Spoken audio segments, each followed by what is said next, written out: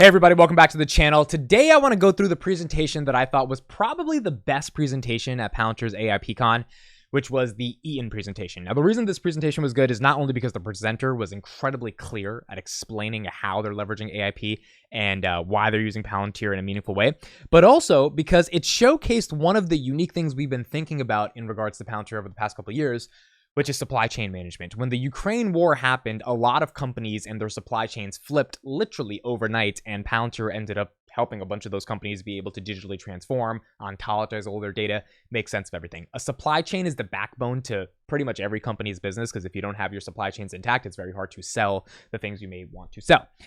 Eaton is a diversified power management company operating for over 100 years, so a very big company. The company operates through various segments, including electrical products, electric systems, services, aerospace vehicle, etc. They're all across the entire world. They operate in pretty much every part of the planet, and they create power management solutions for a lot of different municipalities, towns, cities, and countries. So this is their executive VP of supply chain solutions. He's going to walk you through the challenges they faced before implementing something like a Palantir, and now what they're doing with Palantir to be able to solve some of those broader challenges. So without further ado, let's get into it, and we'll analyze it as we go.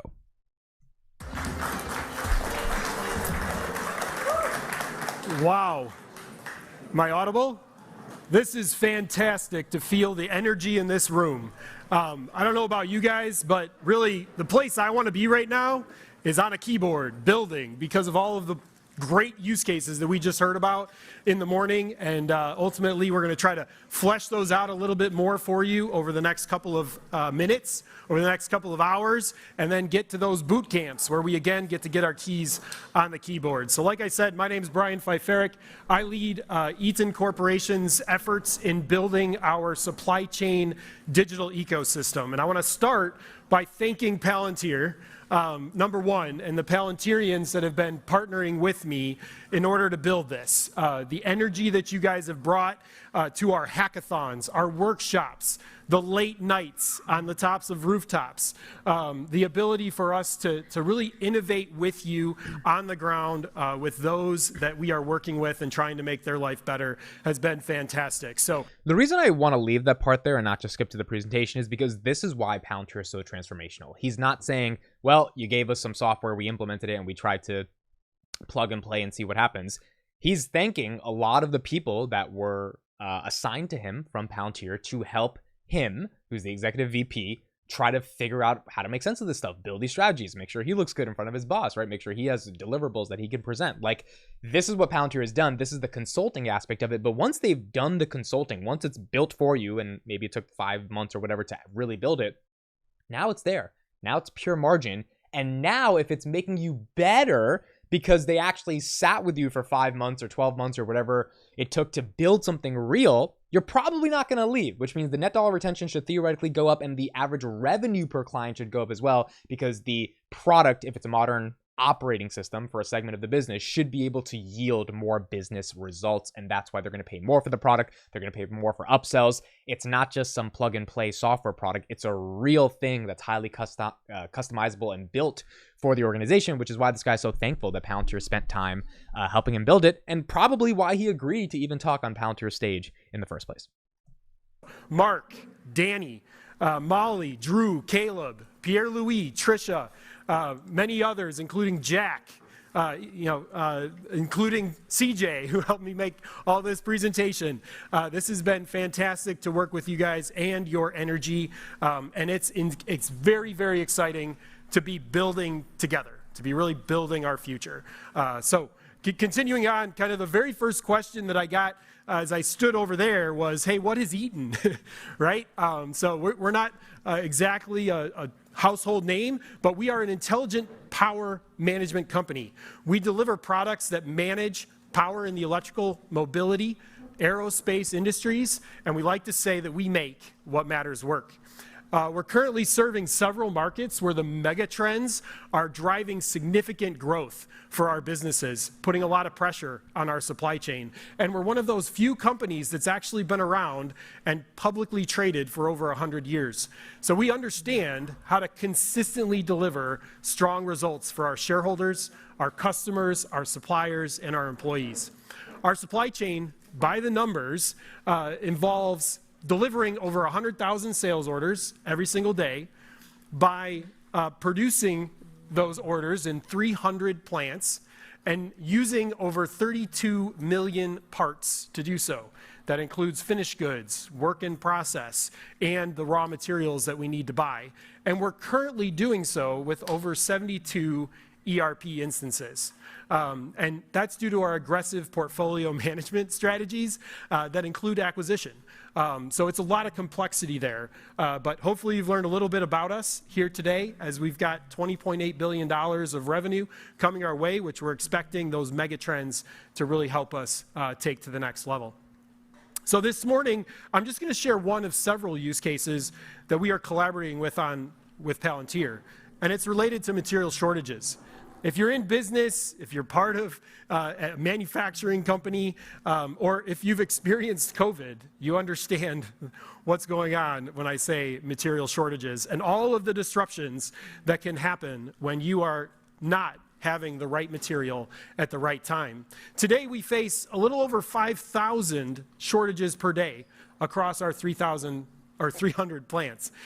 For many of these shortages, our plants muscle through, right? They figure out how to work around these shortages to meet our financial objectives. They collaborate with suppliers. They roll up their sleeves and really figure out innovative ways to solve for these material shortage problems. But we started to truly appreciate the challenge that they were going through every single day, really at the beginning of COVID. We had a situation where at the end of the month, we had end of a quarter, right? We had a very significant miss in our revenue numbers, and it was all pointed to material shortages. Our executives said, well, where are they? I want to help, right? And we had no visibility, no ability to roll that up and say, hey, leverage your relationship with this supplier. Let's go get that material so that we can break through and meet our financial commitments. And this started us on a journey of trying to turn on our digital ecosystem with whatever tools we could find, right? Excel, email, meetings, right? All these things that helped us roll up our sleeves and aggregate the information coming off of our 72 ERPs to be able to present to the executives how they could make a difference, right, for our business. Now, this right here, I want to talk about for a little bit. This is a company doing $20 billion of revenue a year. They missed on their financial projections for last quarter pretty significantly, is what he's saying. And the reason for that, they could easily figure out, is because they're not being able to fulfill the shortages, or they're not being able to solve the shortages they're having at some 300 plants they have across the world. Okay, well, if that's the case, the executives of the company that are responsible for the shareholders that buy the stock that ultimately lead to the company becoming more valuable are saying, can we get some insights, some data to understand why we have this shortage problem, what we can do to solve it, how we're going to solve it, what's the plan of action, how do we deal with this type of issue?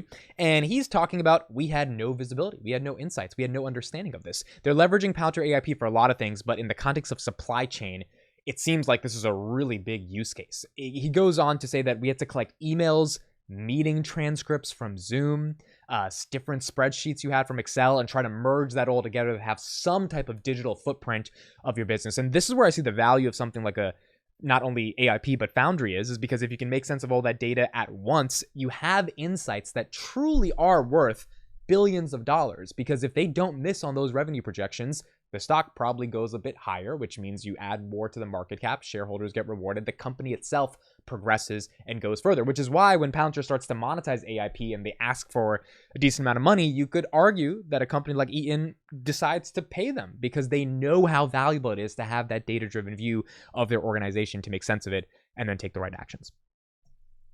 So this is a very challenging way of working, and we needed a better way. We needed to actually operationalize our data. And as I've learned with my friend Raj Daw from Komatsu, right, we needed to bring the people to the data. And that's what Palantir is going to allow us to do. So we started on our journey to build Eaton's supply chain ontology, which I formerly used to call a digital twin, right, or a common data model, until I met a bunch of hobbits or Palantirians from the Shire. Right? So this is our journey of building our ontology. here we're going to start kind of playing videos for you, and I'm not exactly going to sort of point at them, but so bear with me. But we started by using near real-time connections to our ERP systems, the 72 instances, and started using the SDDI, right, software-defined data integration. I wish I could pause it right there. And as well as now we're starting to use AIP to create our supply chain ontology, otherwise known as Danny likes to say, the nouns and verbs of supply chain, the things we talk about every single day. And we used material experts, on-site plant visits, right? You've heard that a lot over the course of the morning, right? And getting into the spot of the frontline worker. We were able to get down into those plants and start to build the application that we're going to show you today. The material shortage solution that is based on understanding the revenue impact of every single part within our supply chain digital ecosystem. So the very first thing that you see on this screen with this demo of revenue per part, or our material shortage solution, is you see a full list of all 5,000 material shortages that we have across the company. We now have that real time. And then we start actually leveraging the ontology, the full power of the ontology, to have visibility to every shortage in real time, and the revenue impact of each of those shortages is dynamically calculated in real time.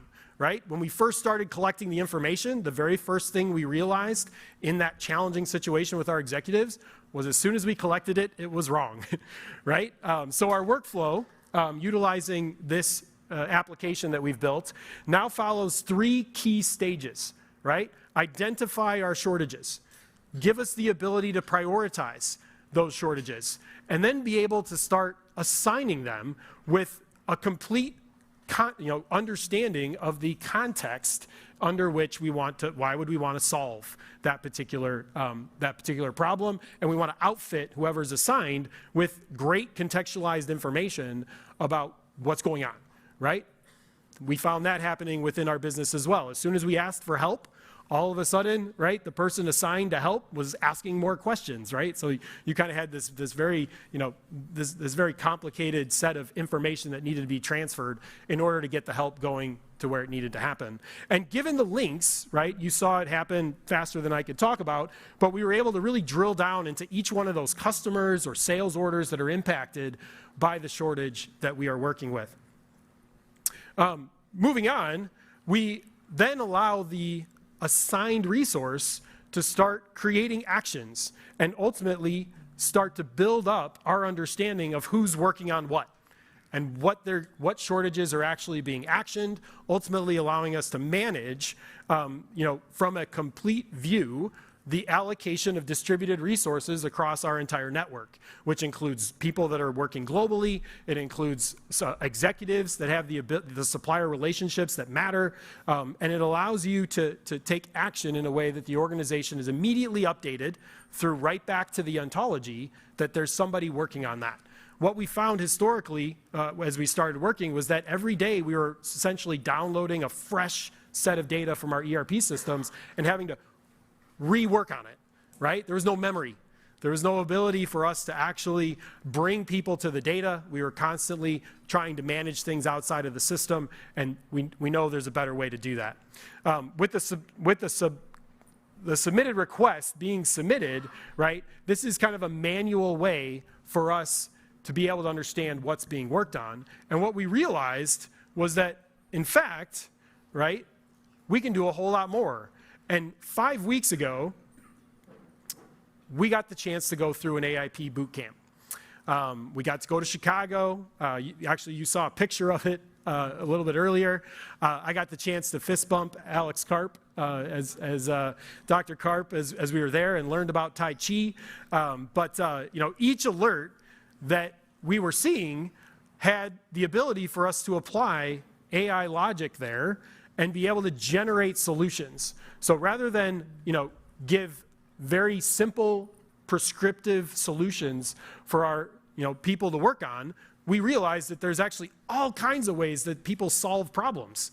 And we could now start to leverage the LLM to automatically create those in a way that they could be evaluated, right? With human in the loop, then the human in the loop, they could then be actioned on. And this has been really exciting to get going, and we're gonna deep dive into some of the logic that's behind the AI agents that we've got working on our behalf. So here are the core points to take away is that the ontology, because they obviously have Foundry implemented within the organization, is providing context to the LLM. Again, the LLM is useless unless there is something that grounds it in the right knowledge so that it has some type of data that is proprietarily trained for the LLM to be able to spit out the right results. And that's where AIP kind of connects the bridge.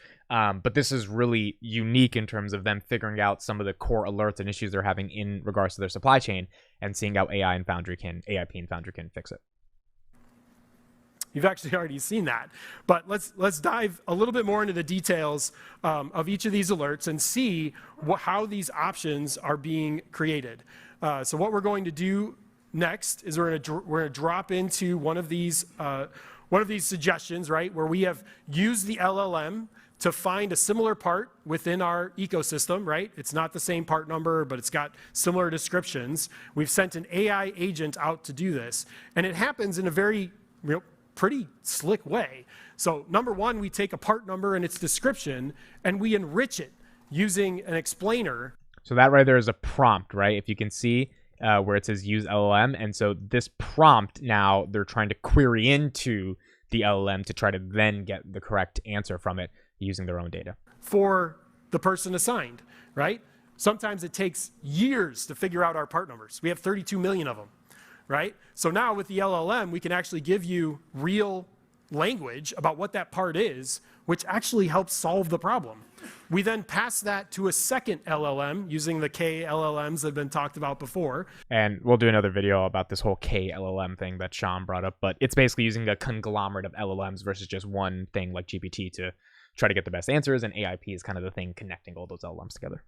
In a streamlined workflow to be able to go scan our organization, scan our network, scan our ontology for all kinds of available solutions that can be presented. And then finally, we use a third LLM that then evaluates those to be able to contextualize that suggestion with a, hey, we think this might really work, or hey, we think this is really not a great solution.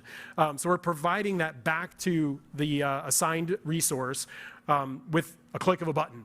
Right? And we came up with all kinds of ways that we wanted our teams to be solving material shortages. And as you can see right here on the screen, they're providing feedback to AIP. This is what the CPKC data scientist talked about, which is that you can give the LLM the reasoning and the logic in real time for why you picked a certain recommendation, and then it trains itself so that the next time you have a certain similar problem, it can give you a potential recommendation that is similar to that. But each one of those required them to take action themselves. Sometimes that takes over an hour to go try all of those solutions. And ultimately, we can do that with a click of a button now with AIP. As we look, the next thing that happens is feedback, right? And this was talked about a little bit and the thing is actually the most exciting part of AIP from my perspective is that you can actually start to capture real tacit knowledge of what's happening within your plant and put that right back into your ontology, for which we have an AI agent that will go check it, right? Ultimately, this gives you the chance to do knowledge transfer from person to person as you move people throughout your organization. It gives you the chance to really understand what resiliency you have in your supply chain that you couldn't see before, and really start pressing in on areas where you have problems and can focus on areas where you don't have solutions that can be found. Moving on, before this is kind of the next step, right, is okay, I've now got a user here who has selected a way to solve the problem, and they're being prompted to proceed. Right? And this is where we can make life really easy. We haven't gotten this far yet, but we're going to kind of be demonstrating what we believe the world could be like. We can go ahead and take action upon on their behalf to proceed and execute this within our ERP systems. This is a very challenging thing to do, and we've got a lot left to learn before we do this, but today, as you write back to the ontology, you're going to learn well. As you write back to the ERP system, you're going to be making life a lot easier for our organization in terms of taking action that is available to them and orchestrating those actions on their behalf with a clear record of how those changes were made with real-time connection to your ERP system. So couldn't be more excited about where we're headed with this at Eaton Corporation. I think you kind of notice the complexity that we have, but this is just the beginning as far as I can see. And based off of what I'm learning today, we've got a lot of exciting times ahead of us. So this was a really good presentation, in my opinion. Look, I think that at the end of the day, I knew very little about this company. This was the first time I was ever introduced to it. Like he said, it's not a household name, but it still is a company that's obviously very important in the entire world. If you go to their website, the first thing they ask you is, which location do you want the website to address? Because they have so many locations.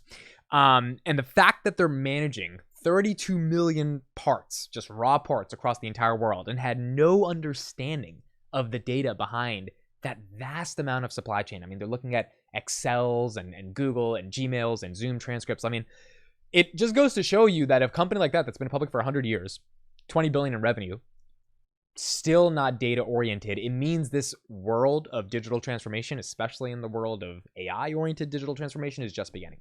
And the market is very big for Palantir to go after. I think there's thousands of more companies just like Eaton that would be able to have a ontological view of their data and then be able to make sense of it, and then have LLMs feed recommendations to other LLMs that give you better answers when you have supply shortages, et cetera, et cetera. That cocould be leveraging something like Palantir AIP. I thought this presentation highlighted a pretty simple use case around getting a better understanding of your data for your supply chain, getting a recommendation, acting on that recommendation, training the model to give you better recommendations, and then going forward on the day-to-day. And it seems like, just looking at the software, anyone could have used that product, that terminal. You don't need to be a hardcore software engineer to be able to understand what's going on within the product itself. So that was one of the most exciting presentations to me. This one and CPKC I thought were two of the strongest just in terms of understanding the scale of it. HCA Healthcare gave a better understanding of how this could be used on a day-to-day basis, which I'm probably going to react to in the next couple days around nurses and scheduling and optimization for staff. I thought that was incredibly important. And then the other one, Sintra, was newer in the context of mobility of data and what you can do with that data in regards to traffic and insurance and a lot of stuff like that. But this one was really easy to understand, and I hope it gave a better, essentially, understanding, knowledge repository for people to pull from when they're trying to think of why AIP is valuable for organizations. So that was the Eaton presentation. Let me know what you guys think. Let me know which one was your favorite out of all 4 presentations at AIPCon. And we'll see what's going on with AIP in the future to come. Thank you all for listening and watching. I'll see you in the next one.